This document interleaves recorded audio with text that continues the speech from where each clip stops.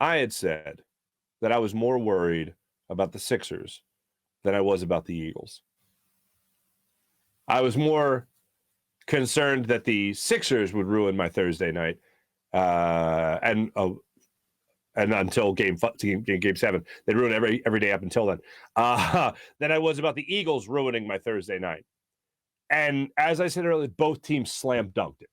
Howie Roseman slam dunked it, and the Sixers slam dunked it in a more literal sense last night. I thought Doc Rivers' post-game comments were perfect. For someone that just 24 hours earlier, we were kind of goading a little bit there, and not in the positive sense of the word goading, but we were goading him because of the whole excuse train that he was the conductor of when it came to how he's blown 3-1 series leads 3 times in his career. Yesterday, he said exactly what I was thinking, especially in the third quarter of that game. They were all business. The Sixers came out on a mission last night. They were playing this game, even in parts early on in the first quarter where they go down 5 or 6 points, and in parts of the second quarter, they go down 5 or 6 points. I was thinking to myself, they're not losing this game. James Harden had 2 turnovers in the first quarter yesterday with 10 points. 10 points, 2 turnovers. But the feeling I got from James Harden was he is doing something that I didn't think he'd be capable of doing, whether that's because of age or the hamstring. He's being aggressive while not forcing things. In other words, he is seeing what the defense is giving him and taking it. He's not dribbling at the top of the key, one-on-one defender, D'd up well, and then he's trying to dribble, drive, penetrate, and beat the defender. No. He was kicking those out. He wasn't trying to take defenders to the hole. If there was an open lane, he would take it to the hole for 2. That's what I'm talking about when I'm talking about an aggressive James Harden.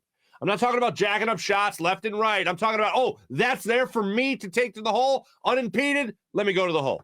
That's what he did yesterday. He went down. He had 2 turnovers in the first half. I don't think he had another one the rest of the game. Or excuse me, 2 turnovers in the first quarter. I don't think he had another one the rest of the game. That's what I want to see from James Harden.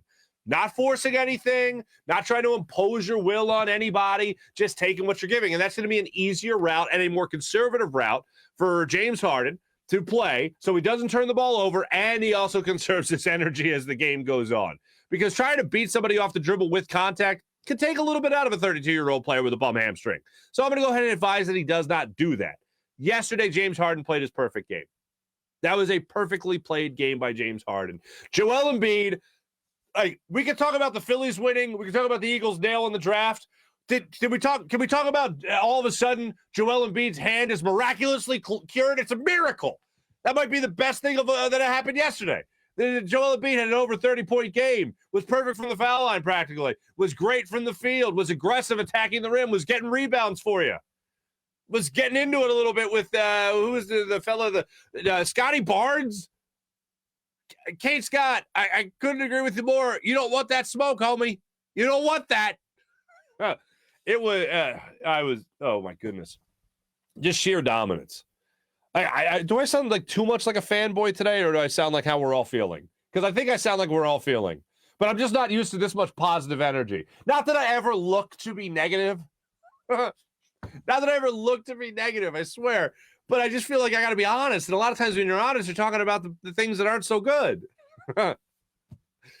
But today, I can't really bitch about anything.